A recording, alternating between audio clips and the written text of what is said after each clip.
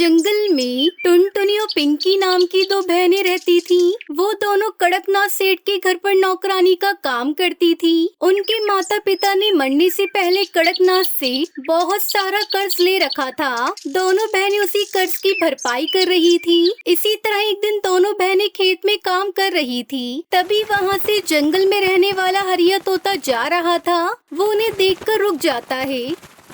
तुम्हारे खेत में ढेर सारे टमाटर लगे हैं, क्या मुझे टमाटर खाने के लिए दे सकती हो? नहीं नहीं, हम दोनों तुम्हें एक भी टमाटर नहीं दे सकती, क्योंकि हमारे मालिक बहुत ही जालिम है। अगर उसे इस बारे में पता चल गया तो वो मार मार कर हम दोनों की खाल खींच लेगा। लगता है तुम दोनों का मालिक तुम दोनों पर बहुत अत्याचार करता है। अरे लेकिन ये तो गलत बात है। इस तरह तो तुम दोनों की जिंदगी पूरी तरह बर्बाद हो जाएगी। देखो मेरे पास एक उपाय है, तुम दोनों पढ़ना लिखना शुरू कर दो। पढ़ाई लिखाई करने के बाद तुम दोनों की जिंदगी बदल जाएगी। मैं तुम दोनों को पढ़ाया करूँगा। उस तोते की बात सुनकर दोनों बहनें बहुत खुश होती हैं। फिर उस दिन के बाद से वो हरिया तोता से पढ़ना शुरू कर देती हैं। देखते ही देखते कुछ महीने बीत जाते हैं। फिर एक शाम दोनों बहनें अपने घोंसले में पढ़ाई कर रही थी। तभी कड़कनाथ सेठ वहाँ आता है। अरे ये क्या, तुम दोनों पढ़ाई कर रहे हो? आखिर तुम्हारे पास इतनी किताबें आई कहाँ से? टुनटुनी और पिंकी उसको सारी बात बता देती है। अच्छा, तो पढ़ाई लिखाई करके तुम दोनों हमारी गुलामी से आजाद होना चाहती हो, लेकिन मैं ऐसा होने नहीं दूंगा। फिर वो टुनटुनी से किताब छीनकर उसमें आग लगा देता है और उन दोनों को खूब मारता है। अब वो दोनों कभी दोबारा पढ़ाई नहीं करती। ऐसे ही काफी दिन गुजर जाते हैं। ये लो, ये पैसे जाकर शहर के बैंक में जमा करके आओ। लेकिन पिंकी मेरे पास गिरवी रहेगी। टुनटुनी तुम अकेली जाओगी, क्योंकि तुम्हारा कोई भरोसा नहीं। कहीं मेरे पैसे लेकर रफू चक्कर हो जाओ। टुनटुनी पैसे जमा करने बैंक चली जाती है, लेकिन रास्ते में एक चोर उस पर हमला कर देता है और उससे पैसे छीनकर वहाँ से भाग जाता है। बेचारी टुनटुनी घर आती है और कड़कनाथ सेठ को सारी बात बताती है। मैं कुछ नहीं जानता, तुम्हारी लापरवाही से मेरे पैसे चोरी हुए हैं। मुझे अपने पैसे चाहिए। तुम चाहे जितने भी नाटक कर लो, लेकिन मैं अपने पैसे वसूल करके रहूंगा। मेरे पास एक उपाय है, मैं तुम्हारी बहन पिंकी को बेचकर अपने पैसे वसूलूंगा। ये सुनकर दोनों बहनें बुरी तरह घबरा जाती है। नहीं मालिक, हम पर ये जुल्म मत कीजिए, हमें माफ कर दीजिए। अगर तुम पिंकी को बचाना चाहती हो तो इसका सिर्फ एक ही उपाय है। यहाँ से बहुत दूर पहाड़ी के ऊपर एक परी रहती है। उस परी के पास जादुई गुलाब का घर है। तुम्हें किसी भी तरह परी को मारकर वो जादुई गुलाब का घर मेरे पास लाना होगा। लेकिन मालिक, मैंने सुना है उस पहाड़ी पर जाने वाला पक्षी कभी बचकर वापस नहीं आता। अगर तुम मर भी गई तो मुझे कोई नुकसान नहीं होगा। मैं पिंकी को बेचकर अपने पैसे वसूल कर लूंगा। बेचारी टुनटुनी के पास अपनी बहन को बचाने का और कोई रास्ता नहीं था। वो जंगल की ओर निकल जाती है। फिर कई घंटे उड़ने के बाद आखिरकार वो जंगल पार करके पहाड़ी के पास पहुंच जाती है। पहाड़ी के ऊपर जादुई गुलाब का घर देख वो बहुत खुश होती है। उसके बाद वो गुलाब के घर के पास पहुंचकर परी को ढूंढने लगती है। तभी परी वहाँ पर आ जाती है। तुम कौन हो और यहाँ क्या करने आई हो? मैं बहुत दिनों से भूखी हूँ। मेरे पास रहने के लिए कोई जगह नहीं है। दया करके आप अपने यहाँ मुझे नौकरानी का काम दे दीजिए। देखो, मेरा जादुई गुलाब का घर सारे काम कर देता है। मुझे नौकरानी की कोई जरूरत नहीं है। नहीं नहीं, ऐसा मत कीजिए। कोई तो ऐसा काम होगा जो मैं आपके लिए कर सकूं।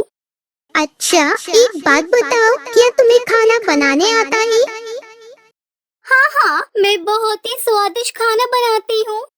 फिर ठीक है, क्योंकि रोज जादुई खाना खा खा कर मैं बोर हो गई हूँ। चलो आज से तुम मेरे घर पर खाना बनाने का काम शुरू कर दो। शाम को मेरे पति वापस आएंगे, उनके लिए भी तुम स्वादिष्ट खाना बनाकर तैयार कर देना।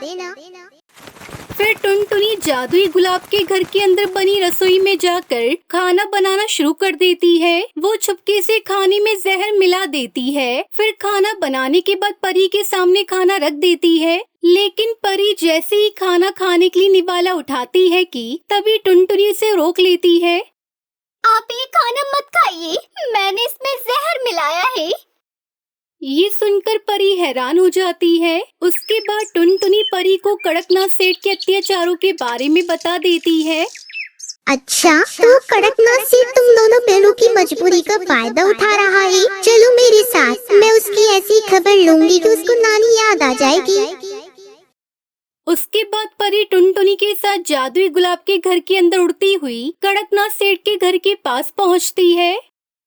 अरे वाह, ये टुनटुनी चिड़िया तो जादुई गुलाब का घर ले आई। मुझे तो अपनी आंखों पर यकीन ही नहीं हो रहा।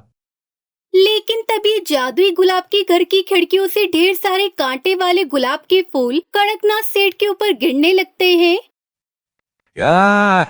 अरे अरे, ये मेरे साथ क्या हो रहा है? कोई बचाओ मुझे, कोई बचाओ। फिर जादुई गुलाब के घर के अंदर से पत्थर कड़कनाथ सेठ के ऊपर गिरने लगते हैं, जिससे उसकी एक आंख फूट जाती है।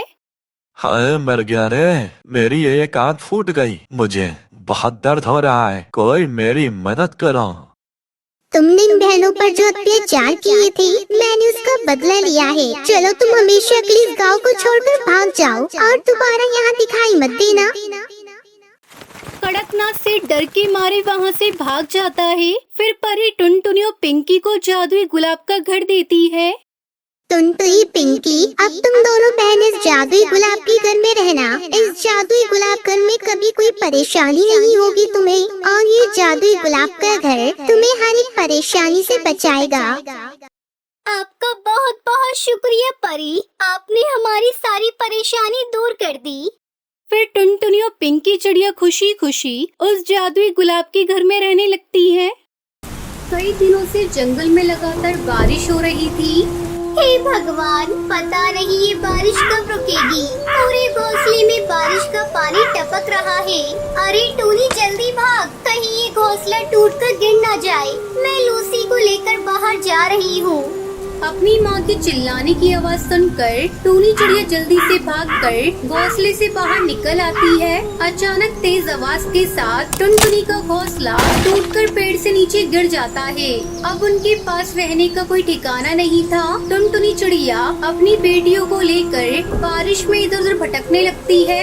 ये कैसी आफत आ गई मेरे ऊपर। इतनी तेज बारिश में मैं अपनी बच्चियों को लेकर कब तक भटकती रहूंगी। कहीं कोई सर छुपाने की जगह मिल जाती तो अच्छा होता।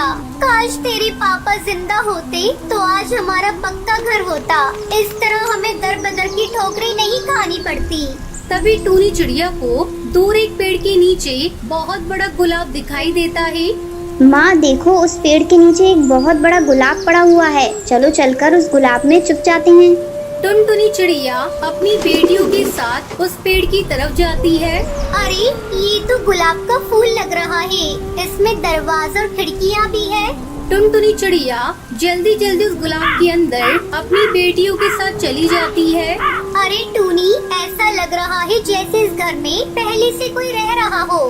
कोई बात नहीं माँ, चाहे इस घर में कोई भी रहे, अब इस घर को छोड़कर हम लोग कहीं नहीं जाएंगे। तभी टुनटुनी की छोटी बेटी लूसी भोजन मांगने लगती है। माँ, मुझे भूख लगी है, मुझे कुछ खाने को दो। लूसी, तू पागल हो गई है क्या? इस बारिश में माँ भोजन लेने कहाँ जाएंगी? चुपचाप सोने की कोशिश कर। टूनी दीदी, मुझे नींद आ रही है, भूख से पेट में दर्द हो रहा है। माँ, मुझे भूख लगी है, कुछ दो खाने को। चुप हो जा कमबख्त, मेरा दिमाग मत खा। वैसे भी इस बारिश में जान बचाना मुश्किल हो रहा है और तुझे खाने की पड़ी है। टूनी, इसे थोड़ा पानी पिला दे और फिर तुम दोनों बहनें सो जाओ। टूनी चिड़िया अपनी बहन को पानी पिलाती है और फिर दोनों बहनें सो जाती हैं। चलो, मेरी दोनों बच्चियाँ तो सो गयी, लेकिन मैं नहीं सो सकती। मुझे रात भर जागकर इनकी रखवाली करनी होगी। इतनी बारिश में कहीं कोई जहरीला जीव जंतु इस घर के अंदर ना आ जाए। रात भर टुनटुनी चिड़िया जागकर अपनी बेटियों की रखवाली करती है। सुबह होने पर टुनटुनी चिड़िया को उस गुलाब में रहने वाले कालू कौवे की आवाज सुनाई देती है। कौन है रे मेरे इस घर के अंदर? जल्दी दरवाजा खोल, मैं बाहर बारिश में भीग रहा हूँ। टुनटुनी चिड़िया दरवाजा खोलती है। ए चिड़िया, ये मेरा घर है, निकल मेरे घर से। नहीं निकलूंगी, जाओ, जो करना ही कर लो। जब मैं इस घर में आई तो ये घर खाली पड़ा था। मैं कल भोजन लेने गया था और तेज बारिश होने लगी, इसीलिए मैं नहीं आ पाया। चलो अब जल्दी निकलो यहाँ से। अंकल, हम लोगों को यहाँ से मत निकालिए। हम लोग कहाँ जाएंगे? बारिश में हमारा घोंसला टूट गया है। मूर्ख चिड़िया, तुझे एक बार में समझ नहीं आता? मैं बोल रहा हूँ ना, ये मेरा घर है और मैं यहाँ किसी को रहने नहीं दे सकता। कालू भैया, मैं आपसे विनती करती हूँ, मुझे और मेरी बेटियों को इस घर से बाहर मत निकालिए। जैसे ही बारिश रुकेगी हम लोग यहाँ से चले जाएंगे। थोड़ी देर बाद बारिश रुक जाती है और टुनटुनी चिड़िया अपनी बेटियों को लेकर जाने लगती है। तभी कालू कौआ टुनटुनी चिड़िया से कहता है, तुम्हें कहीं जाने की जरूरत नहीं। तुम्हारा भाई इतना निर्दयी नहीं है जो तुम लोगों को इस घर से बाहर निकाल दे। अब से हम लोग साथ साथ रहेंगे। ये लो, मैं कुछ भोजन लेकर आया हूँ, खुद भी खा लो और बेटियों को भी खिला दो। कालू कौआ टुनटुनी चिड़िया को अपनी बहन बना लेता है और फिर सभी उस गुलाब के घर में खुशी खुशी रहने लगते हैं।